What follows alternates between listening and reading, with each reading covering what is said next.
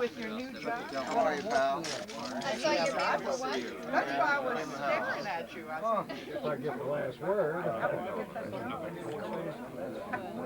She came down to the report.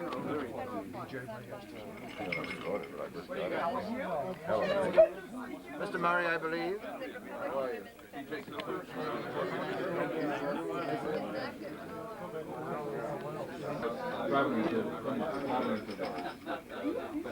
We're surviving. White side,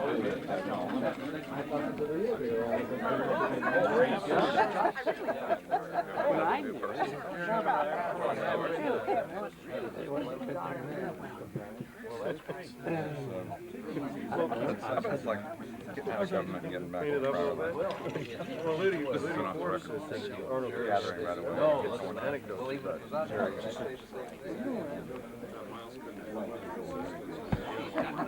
I go back to very happy to meet you. What, on newspaper? I didn't know he was sick until we had to go away by the cover for all the time. But the Ringles he was invited to call me.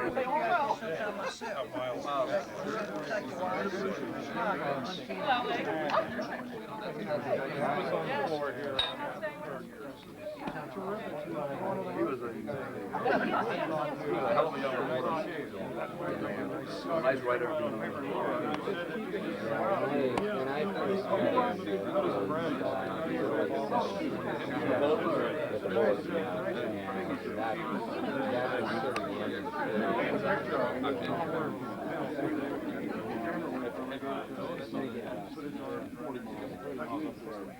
no, I can club with the president.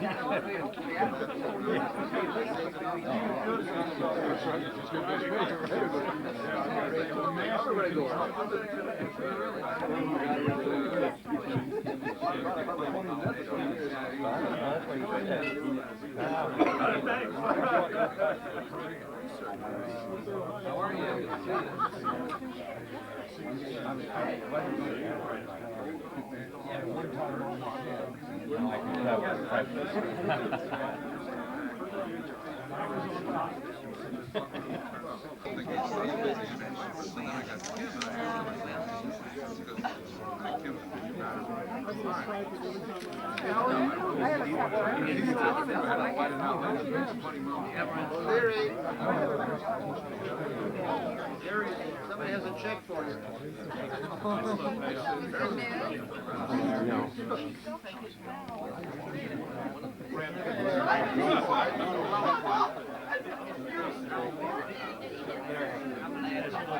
Before you get too involved, congratulations. I got to run downstairs and work. I'm going to leave the story.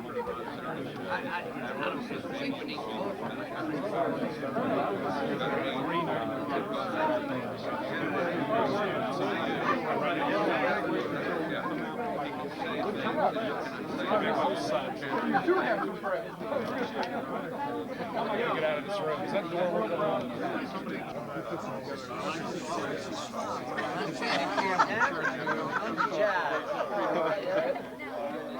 You got another 6 months.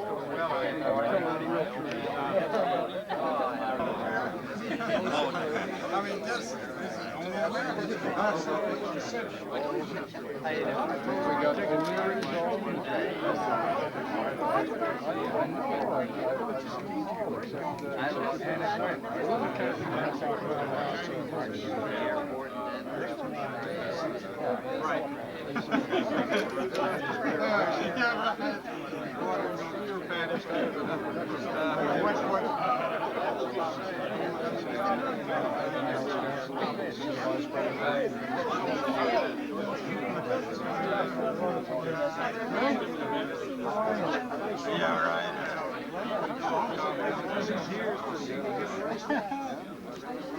Starts rock and roll, man. Remember that Vanna Henry had like, I called him at home one night, he said, "This is the next national security advisor." You did? Why did you criticize me so much? Well, come on, you know what editorial writers do. They're the guys that write down from the hill after the battle's over and stab the wounded. I never understood that. We're more efficient than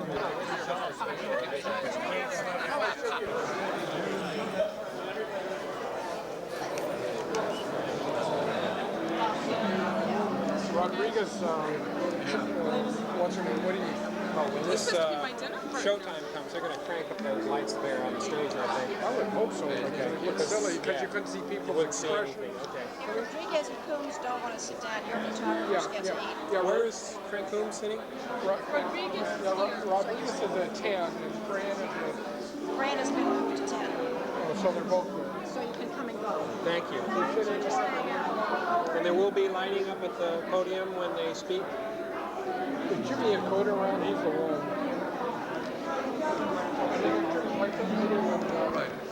The only thing that stand the way would be right. And that was really supposed to be so live, and so, you know, so technically difficult. It works with the jury. He was down that direction.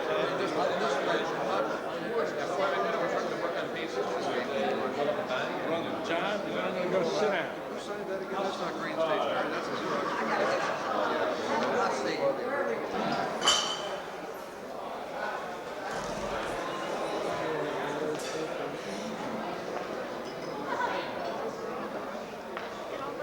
Yeah, I figured I'd make a decent picture. I can't see shit through this viewfinder, but I sure hope it's in focus. I want to run a close-up of that with that. Oops, is it going to be... Sorry about that, Mike. This is Jim Fiedler talking. When he took a job as a copy boy for the Washington Star in 1937. And that was in the days when we all started as copy boys, but that was in the days when we were newspaper men before we even knew what a journalist was. His first job was filling every paste pot in the newsroom, and he got $10 a week for a 6-day week. Overtime, forget it. The good old days. Within 2 years, he was promoted to reporter, where he earned $25 a week, and he covered such glamorous occasions as meetings of the local Citizens Association. And as a 20-year-old, he had the luck of meeting President Franklin D. Roosevelt and the thrill of dancing with Eleanor Roosevelt at a Christmas party. Eat your heart out, Maria. When World War II came along, he enlisted in the Marines. He spent most of 1942 taking turns as a tail gunner on aircraft hunting German subs off British Guiana, and as a military police gunner he participated in was the battle for Peleliu, and of the 3,000 Marines who entered the fight, only 800 walked out, including Jerry, who was wounded by shrapnel. But being right-handed, he was hitting the left hand, fortunately for all of us taxpayers, because he could still pull the trigger with his right hand, and he only missed 3 days of combat. Those are the good old days. He got a Purple Heart at Peleliu and a Bronze Star at Guam. He was sent back to the States before the first A-bomb was dropped on Hiroshima, and when the war ended, he was the first Marine released from service and demobilization. He has a real skill, as anyone who's competed against him knows, of being first in line.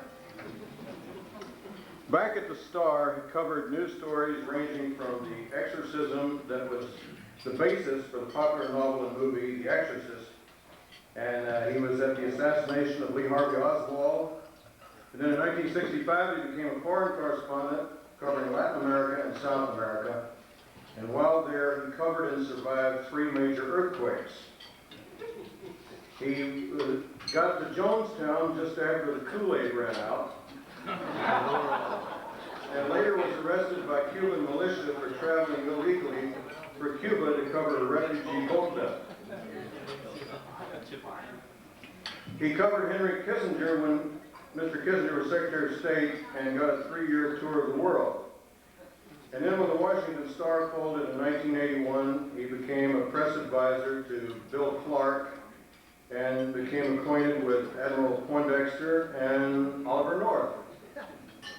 Jerry's chief claim to fame, perhaps, comes from an incident in 1982 when he told Ollie, "Get back to the Marines where you belong. This place will ruin your career."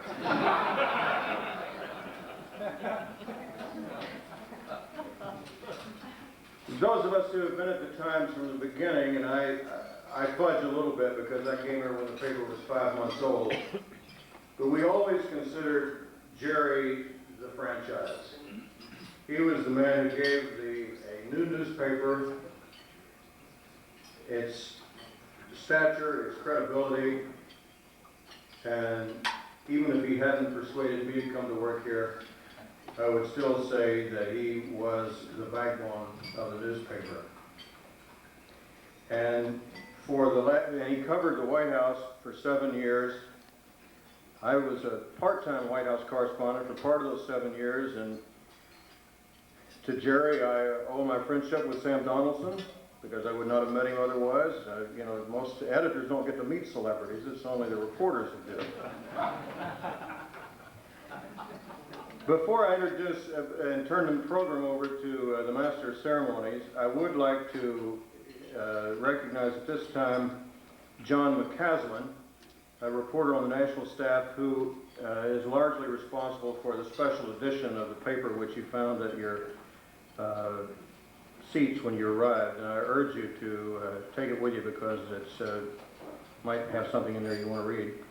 But anyway, I'd like to recognize John McCaslin at this time. John, who are you?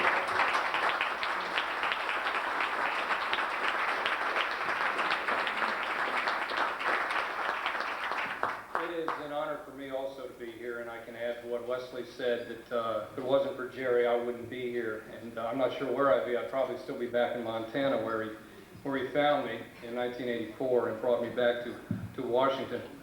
As Wesley has written in his column in the special edition we put out for Jerry, some people think they've got Jerry O'Leary figured out, the rest of us don't.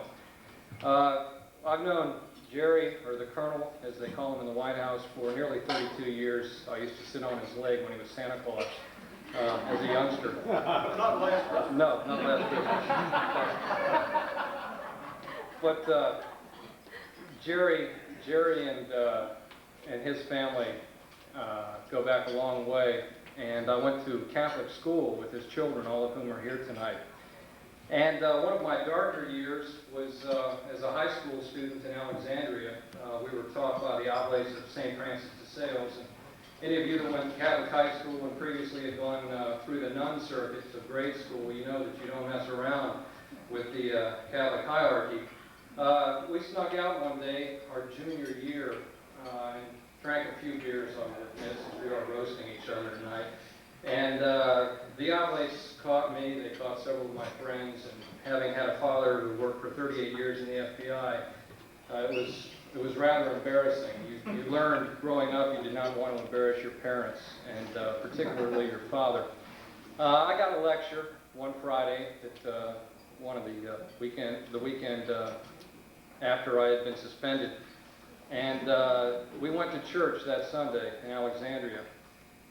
And to make a long story short, you can imagine how solemn things were, not only sacred-wise with regard to being in the Catholic Church, but also after having had the lecture I received.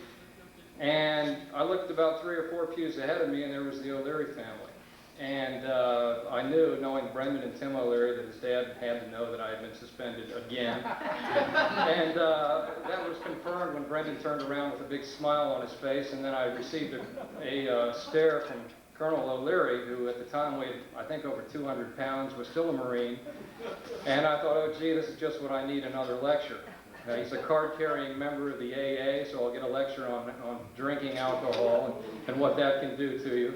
And Brendan used to get in trouble when he'd always end up with a shaved head, and I thought, this is going to be incredible. You always knew when Brendan was in trouble because he had a Washington Senator's cap on, and he didn't take it off for at least a month.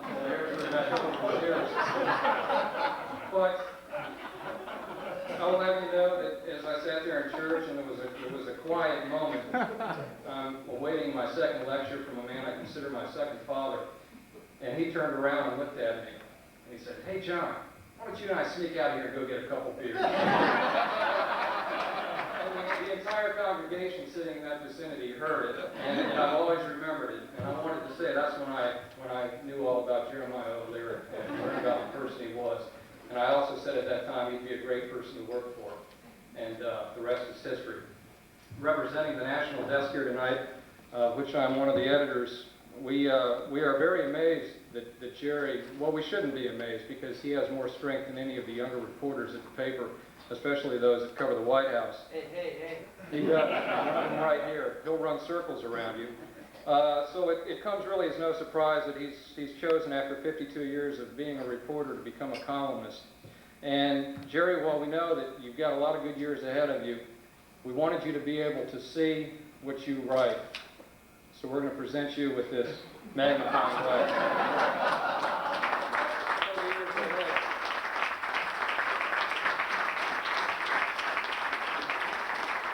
And I'm sorry that the handle is imitation ivory, but you know what White House travel does to the National Desk budget. So thank you very much. It's good to be here. And Jerry, congratulations.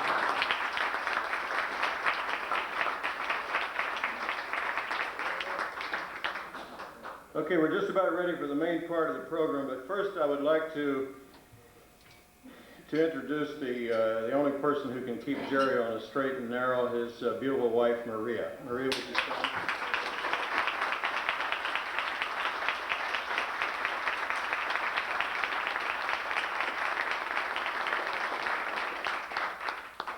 We also have several of the results of that love affair of many, many years. The O'Leary children, Tim, who once worked for the Washington Times.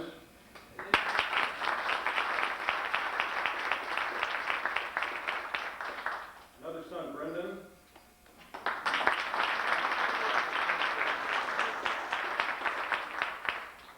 And their three daughters, Deirdre, Caitlin, and Maura, who this special edition of the paper says all of whom worked with their mother in the operation of Nuevo Mundo, an Alexandria shop for women and for men who love women.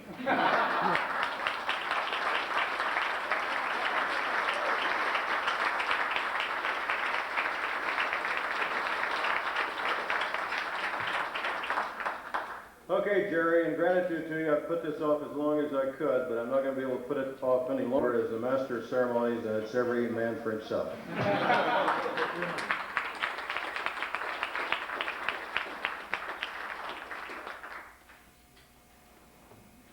Thank you, Wesley. I'm your kinder and gentler roaster for the evening, or acting MC for this event, which honors a man whose friends are legion and whose last known enemies date back to World War II. And yet, this fellow has been through hellfire and damnation across the globe, and all he knows, or the only people I know who know him, are friends of his. And so my job this evening is to act as a sort of hyphen between our 6 roasters who were originally allocated 5 minutes, but since Jody Powell had to take to his bed earlier today, I think we'll give them an additional minute. But before we do that, I would like to read to you, and there'll be more on this later, something that just came in from, I'm sure you will guess where after the first paragraph. Dear Jerry, 52 years, an amazing career. Heck, when you started Pearl Harbor, it hadn't even happened yet. It doesn't matter whether it was September 7th or December 7th.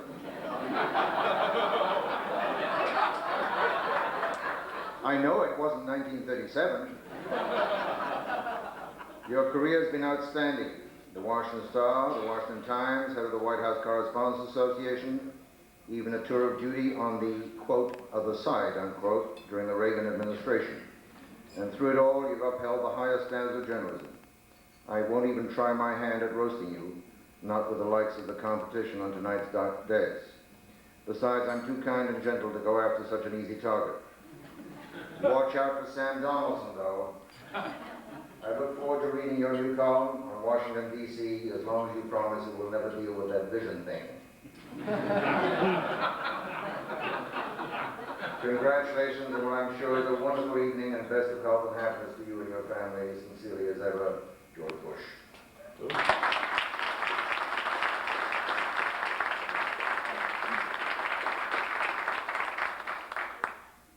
Let me just say that if you're an insomniac, this might be your lucky night.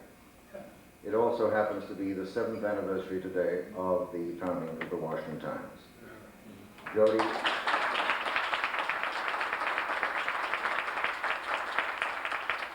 Sorry, Jody Carl, I had to cancel out at the last minute because, as you know, he started off as Jimmy Carter's chauffeur and went on to become press secretary and de facto chief of staff during the last days of the Carter administration. But my favorite Jody story was when he was speaking about the media and their coverage of the Iran hostage crisis, as I'm sure Sam will remember. And he said, if I had my way, I'd ask the effing Ayatollah to keep 50 reporters, then you people who have all the answers could figure out how to get them out. So our first roaster this evening is a Washington boy who made it big at the Post on Watergate, but he got his training under such hard-nosed city editors as Jerry O'Leary and Coit Hendley, the late Coit Hendley of the Washington Star, and subsequently the Washington Times. Carl started out as a copy boy and then became a dictationist, and one of his first assignments, as he has written, was an order from the desk to wash all the carbon paper in the office, which he did, ruining a perfectly good white suit. He got smarter after that. He worked for some New Jersey paper under Hendley before becoming a Maryland, Virginia reporter on the Post. He happened to be in the office the day Watergate broke and has never looked back. He is now one of the New York literati and a denizen of the lanes where I occasionally see him. And he doesn't even deign to acknowledge my presence. He recently published a book about his father called Loyalties, as you all know. And at ABC TV, technically he was Sam Donaldson's boss. I don't think Sam's ever had a boss in his life. In the early 80s, but decided that he was more comfortable in print than he was on the tube. He is also the only Washington journalist who has been portrayed in 2 movies. Eat your heart out.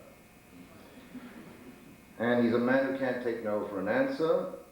On the day he arrives at the pearly gates, my guess is that St. Peter will probably have to call security. Sam, it's all yours. Carl. Oh, Carl.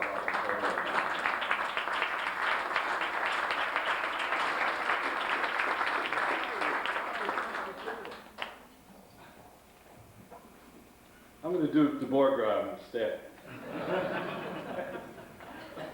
It's good to be here. I guess I should start by saying that I'm probably the only person, I'm sure I'm the only person here who ever took dictation from Jeremiah Aloysius O'Leary Sr. and Jeremiah Aloysius O'Leary Jr. And I think I'll talk a little bit tonight about the milieu at the old reporter named Ted Crown. Now, in these days, there were 3 reporters for the Washington papers, for the News, the Star, and the Post, who covered police headquarters. Not a one of whom could write a word. There was not even a typewriter at police headquarters.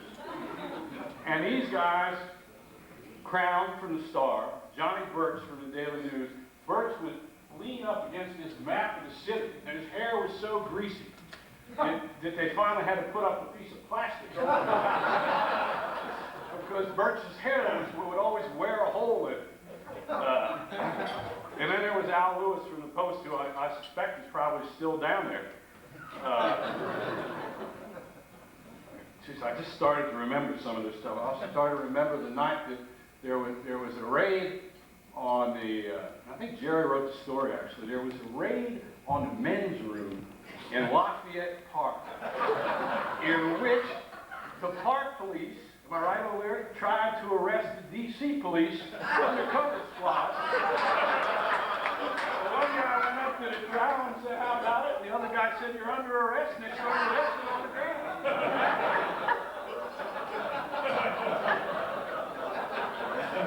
I forgot all of it. It was fun being with him. But there's this one guy, Crown, who was, of the three, the most illiterate of all of them down there, which was really amazing. Crown talked like this, and he talked like this, his name is Ted Crown, and he called you up on the river, and he said, we have another murder today. There's a tall, black man, he's about 6'9", and he took a gun and he put it to the head. He's getting on his own leg, and just like, in his face, and he put the gun to his head, and he shot the son of his running hit. So you had to develop a good ear. And the rewrite men who developed this ear, this peculiar ear for this pattern of Washington speech, were Herman, O'Lone, Dick O'Lone, O'Leary, and O'Shea. Which is to say Herman Shaden, because Herman couldn't bear not doing whatever it was that O'Leary and O'Lone were doing. Oh shit, he'd say, and then they're going to leave without me, and they would be on their way down to Harrigan's for lunch. And this Herman was very insecure about this. It got so bad. So this was the atmosphere of serious newspapering that we worked in. And so today, when I started remembering all the stories that I've heard O'Leary tell at wakes, pieces of them I remembered anyhow. Being a diligent reporter that learned at his knee, I figured I better get on the phone and check the stories out. So I called Epstein, and I called Chick Yarborough, and I called Mary Lou Warner, and I called Mary Lou Warner Forbes, for those who know her here. I called Mary McGrory, and nobody remembered these stories quite the way O'Leary would tell them at the wakes. Chick Yarborough, who also had been a rewrite man, said that if O'Leary stood up here tonight and told you all the story about scattering Bill Shepard's ashes from a plane over the Potomac, and after a few at the bar with Chick Tate, who was piloting the plane, putting it into a dive and throwing ashes over the Potomac, and ashes blowing back in the plane, going into O'Leary's cuff. Chick said that story is not true. That story's been told at 22 funerals. And it's a crock. He said, I would never fly a plane in that condition. So I called Epstein, who enlisted in the Marine Corps the same day as Jerry. He had been at the Times Herald. And he pointed out that Jerry got assigned to some godforsaken jungle outpost 200 miles upriver from Georgetown in British Guiana, while Sid, true to character, went to Trinidad and practiced pressing his pants. So the old tension started to rise again. It was very familiar to hear this backbiting. But as fact had it, Sid happily became the city editor of the Washington Star, not O'Leary, who also wanted the job. And O'Leary went on to become O'Leary. Or as Jerry said when I called him today, we knew Sid was going to beat our asses for that job, and we went to Harrigan's, and he went on the desk.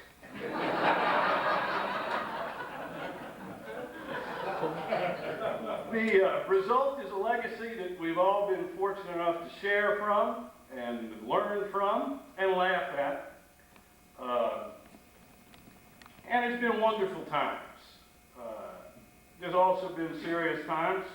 I was with Jerry actually on the day that he had his heart attack. I remember O'Leary quitting the government, partly over a story that I had put on the air about aid our government was providing the British when they were fighting the Argentines in the Falklands. And I'd done this big story saying that the United States was providing intelligence support to the Brits, something that I found out at the British Embassy. And I called O'Leary, then at the NSC, to give him the details and get a response from the White House. And a few hours later, Jerry called me back to say that I was misinformed. It was not true, that we were supplying intelligence information to the Brits, and that he had been assured of that by Admiral Poindexter.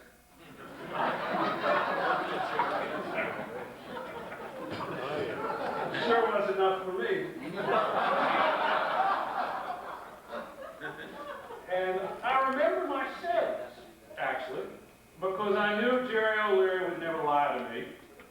to another reporter, or anyone, except for maybe some embellishment for some widows at a wake.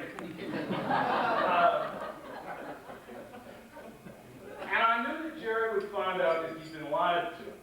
And I knew he would leave the government, because I know what the truth means to this man who's been a reporter all his life, since he was a kid, like me. And as Jerry said to me today, if I'd have stayed, I'd have gotten mixed up with Oliver. Well, Jerry didn't stay, and we're all the richer for it, because Jerry O'Leary was and is a great reporter. He said to me today, I wish there were still places like Harrigan's where we could go and look at people. And that's really what Jerry did. You know, Jerry, he was a great observer, great listener. He got a feel for the city, for the people that he covered, and a sense of real life, not about bureaucracy. He covered a government much different than a lot of people cover it today. He's a real old-fashioned reporter. And the great thing, it seems to me, is that Jerry is now going back to write about this city that he's grew up in, that he's worked in all his life, and that now he's really got a hell of a story to tell about himself and about what he's learned in all these years as our friend. Thank you.